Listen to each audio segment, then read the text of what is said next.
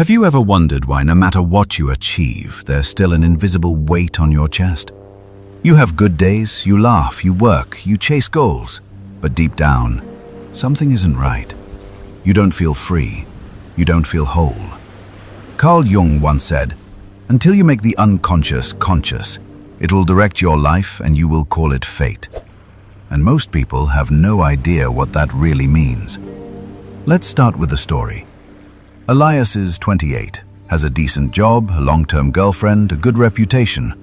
From the outside, he's what most people would call normal. But every night, he lies awake, staring at the ceiling. There's a voice inside him he can't shut off. It whispers doubts, regrets, rage.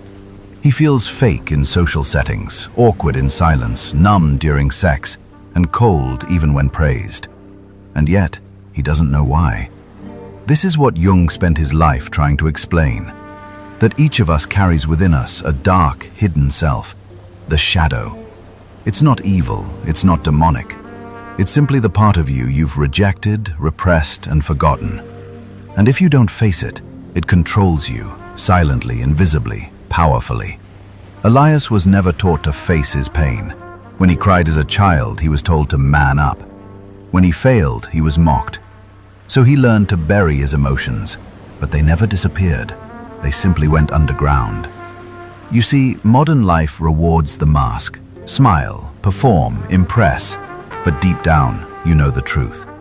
You've been faking for so long, you don't even know who you really are. The shadow is made up of every moment you were told, "Don't feel that, don't say that, don't be that." And over time, you became fragmented. Half of you lives out here, in the light. The other half waits for you in the dark. Elias didn't confront his shadow until it broke through. One afternoon, sitting in traffic, he had a full-blown panic attack. No warning, no reason. His body collapsed under years of emotional weight. And for the first time in his life, he realized he wasn't in control. That's what Jung meant. Until you face your shadow, you are not free. You are not choosing. You are reacting to old wounds, buried trauma, silent pain. This is why modern men are restless. This is why success doesn't feel like victory. Why sex doesn't feel like connection. Why being a man feels hollow. Because you're not living your truth. You're living your defense mechanisms. You're surviving, not living. And survival is not freedom. In part 2, we'll go back to the beginning. How your shadow was formed, who gave it to you, and why the version of you you're trying to become will never feel real until you meet the one you've been avoiding. You were never taught this, but now that you know, there's no turning back. Have you ever felt like something inside you was broken before you even had the words to describe it? That feeling, that quiet ache behind your ribs, it didn't start in adulthood. It started much earlier. Back when you were still learning who you were allowed to be. Carl Jung believed that your shadow is not born. It's made, piece by piece, by your parents, your teachers, your culture, even your friends. Imagine a 5-year-old boy. Let's call him Liam. He's full of energy, emotion, curiosity. One day he cries in front of his father after falling down. The father, uncomfortable with his own sensitivity, scolds him. "Stop crying. Don't be weak." Liam freezes, not just from the pain, but from the shame. He learns in that moment, crying is bad, emotions are dangerous. If I want to be loved, I must hide this part of me. So he buries it. But what gets buried doesn't die. It becomes part of the shadow. It happens again when he's told he talks too much, when he's laughed at for dancing, when he's rejected for being vulnerable. Each time, a part of his soul is pushed underground, and a new part, the mask, is built in its place. Have you ever overreacted to something small and wondered, why did that bother me so much? It's not random, it's your shadow. whispering through your triggers, and if you don't listen carefully, it will speak louder. Through your relationships, your failures, your addictions, even your dreams. Carl Jung taught that what we suppress does not disappear. It comes back in disguise. We call it bad luck. We call it toxic people. We even call it fate. But the truth is, we're often running from ourselves. Let's return to Liam, the boy from before. Now, he's 32. He has a good job, a beautiful girlfriend, and a strong body. But his life is chaos. Every time his girlfriend brings up an issue, he explodes. Whenever someone at work criticizes him, he takes it personally. He spends hours scrolling, gaming, drinking, numbing. He says he's fine. But deep down, he feels like a volcano, ready to erupt. This is the shadow in action. Liam never learned to deal with rejection, so now every disagreement feels like betrayal. He never learned to express emotion, so now every conversation becomes war. He never healed from childhood shame, so now he seeks women's approval to feel like a man. He's not choosing these reactions, they're choosing him. This is what Jung meant by the unconscious directing your life. The shadow appears when your girlfriend touches an old wound, when your boss reminds you of a disapproving father, when your success terrifies you because you don't believe you deserve it. It shows up as jealousy, self-doubt, perfectionism, fear of failure, fear of success. The shadow hides behind your compulsions, the things you can't stop doing even though you know they're destroying you. And here's the twist. The people you hate the most often carry the traits you've rejected in yourself. That arrogant guy, maybe he reminds you of the confidence you were never allowed to show. That emotional friend, maybe he reflects the softness you buried to survive. That loud, wild girl, maybe she mirrors the freedom you secretly crave. We project our shadow onto others because it's easier than owning it. But until you see it clearly, you'll keep fighting enemies that don't exist.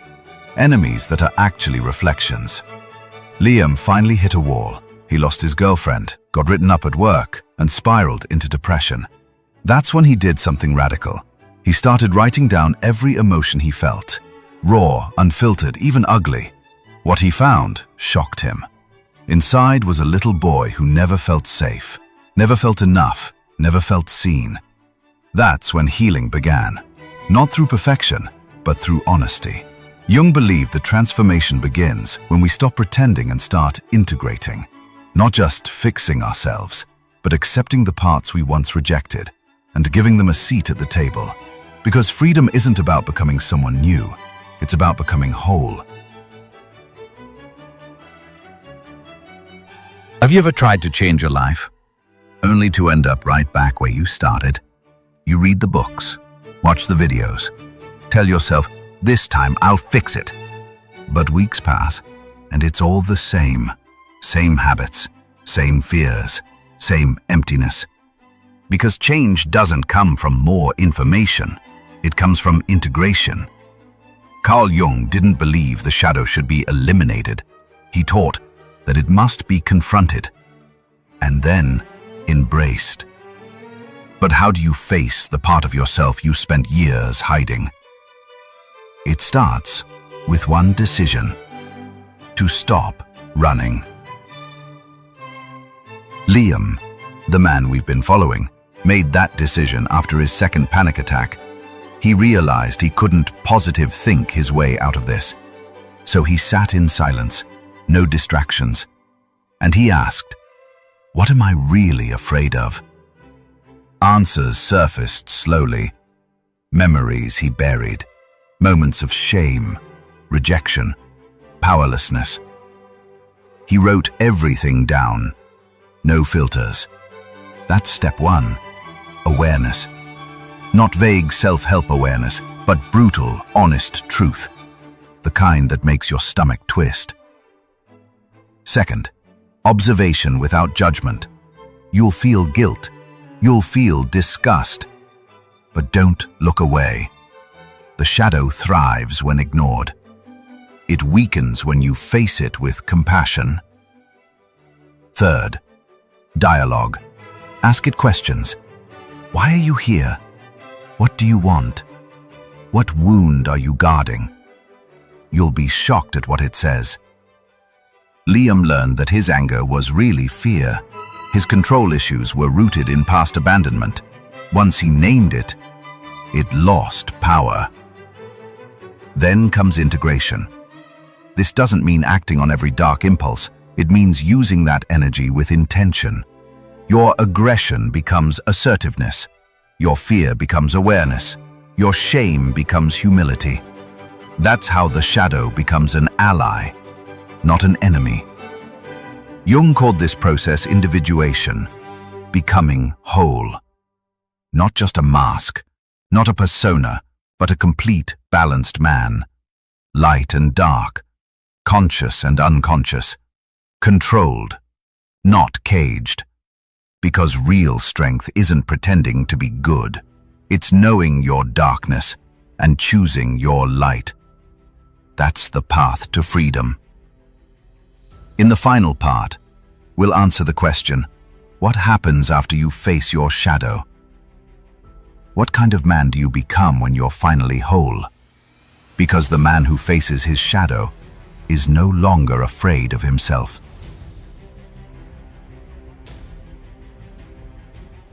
Have you ever met someone who didn't seem fake? Not nice, not likable, but real, grounded, present. A man who speaks little, but when he does, everyone listens.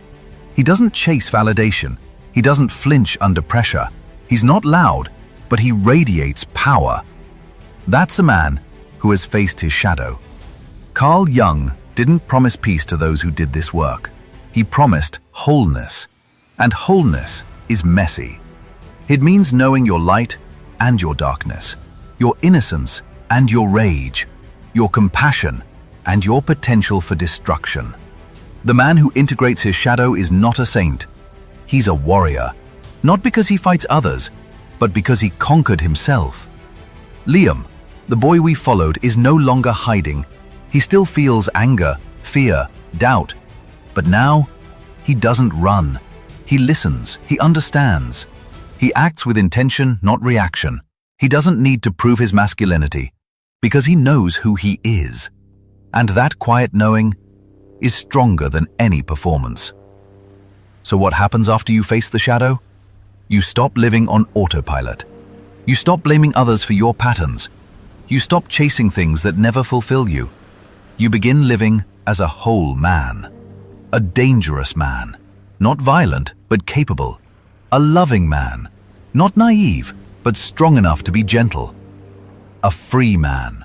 Not because he escaped the world, but because he finally stepped into it as himself. The world around you won't change, but you will. And because of that, everything will feel different. More real, more grounded, more alive. But be warned, this path is not for the weak. Most men will never take it.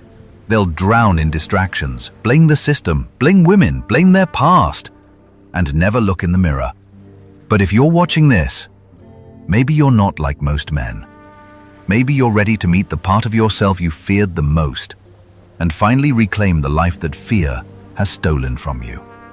Carl Jung said, "One does not become enlightened by imagining figures of light, but by making the darkness conscious." So go there, into the dark. Find the boy who was silenced, the man who was buried, and bring him back. Because freedom isn't outside you. It's not found in success or pleasure or status.